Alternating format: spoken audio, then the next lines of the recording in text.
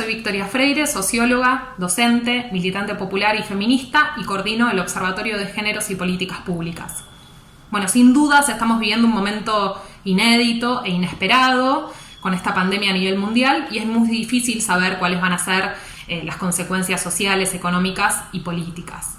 Lo que sí resulta evidente es que la pandemia está poniendo en un lugar central el cuidado de la vida y de la salud de las personas y también nos permite ver, pone en evidencia, devela algunas de las injusticias y de las desigualdades más profundas que existe en nuestra sociedad, justamente para el acceso a los derechos básicos y la subsistencia.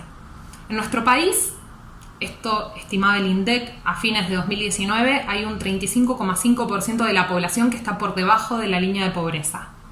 Se estimaba 9.600.000 personas y es un número que coincide de alguna forma con la cantidad de personas que han solicitado el ingreso familiar de emergencia.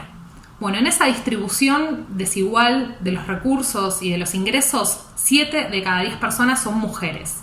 Es decir, que en el decil más bajo de los ingresos de nuestra sociedad, de nuestra población, el 70% son mujeres y esa proporción se invierte en el decil de mayores ingresos, donde las mujeres son una minoría y los varones son 7 de cada 10.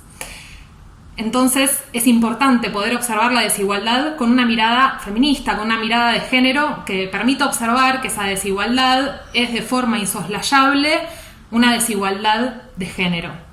Y efectivamente para nosotras la perspectiva de género, la perspectiva feminista es efectivamente una perspectiva profundamente sociológica porque nos permite ver cómo se distribuyen los recursos en nuestra sociedad, pero también nos permite ver cuáles son los aspectos más naturalizados de nuestra cultura que también reproducen las formas de explotación y también nos permite observar cuáles son los roles que adquirimos en nuestra sociedad según nuestra condición de género. Y desde ese punto de vista, para explicar esa brecha y esa desigualdad, es interesante ver lo que sucede respecto del mercado de trabajo. Hoy, los trabajos que son declarados indispensables y esenciales para la vida de las personas, aquellos trabajos que tienen permiso para circular porque necesitan seguir llevándose adelante, desde los servicios y el comercio hasta la salud, el trabajo de limpieza. Bueno, son áreas donde se desempeñan mayormente las mujeres. En la salud, aproximadamente un 70% de las trabajadoras son mujeres en el sistema de salud en nuestro país.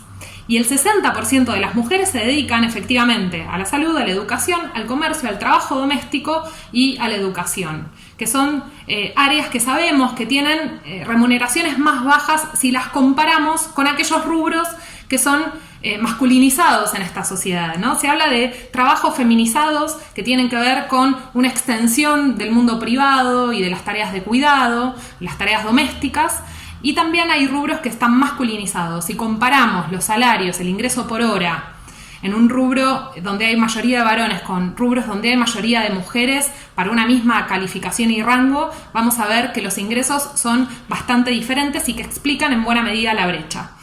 Pero también hay un uso distinto del tiempo entre varones y mujeres. Las mujeres dedican en nuestra sociedad 6 horas al día en promedio al cuidado de otros y las tareas domésticas. En el caso de los varones son apenas 3 horas en promedio al día. Es decir, hay una desigualdad en la disponibilidad del tiempo para desarrollar un trabajo, para poder esforzarnos y crecer en ese trabajo, recibir una mejor remuneración, estudiar, obtener obviamente una mejor inserción en el mercado de trabajo. Está por lo tanto ligada estrictamente a los cuidados y las tareas domésticas, el tiempo que desempeñamos en la vida familiar. De hecho, los hogares donde hay niños pequeños, esta proporción se dispara y los trabajos de las mujeres empiezan a ser más precarios, más flexibilizados, de menos horas, o incluso la labor central, la ocupación central empieza a cambiar y a dirigirse a la esfera de lo doméstico. Y esto es una cosa más que queríamos señalar, que nos parece fundamental y tiene que ver con un informe que estamos presentando que es sobre desigualdad social y desigualdad de género en barrios populares. La encuesta de PH solo registra aglomerados urbanos Y el relevamiento de barrios populares fue fundamental porque nos permite obtener información sobre villas y asentamientos, que denominamos barrios populares.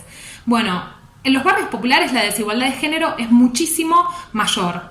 Solo el 30% de las mujeres que viven en barrios populares tienen un trabajo con ingreso. En los varones, el 70% tiene un trabajo con ingreso.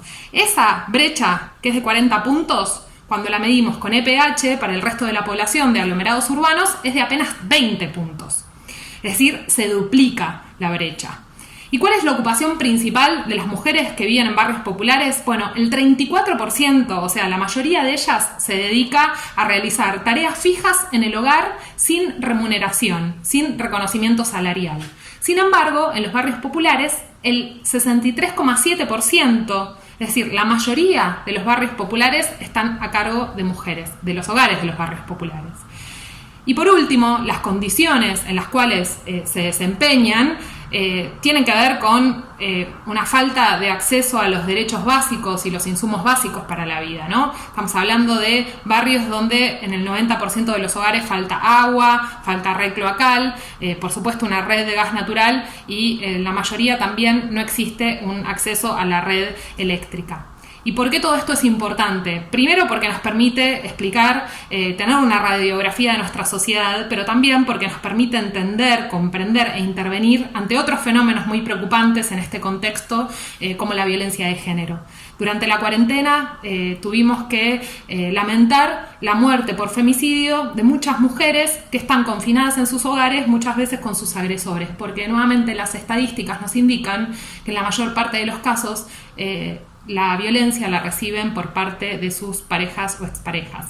Por eso comprender la realidad es un insumo fundamental para poder transformarla.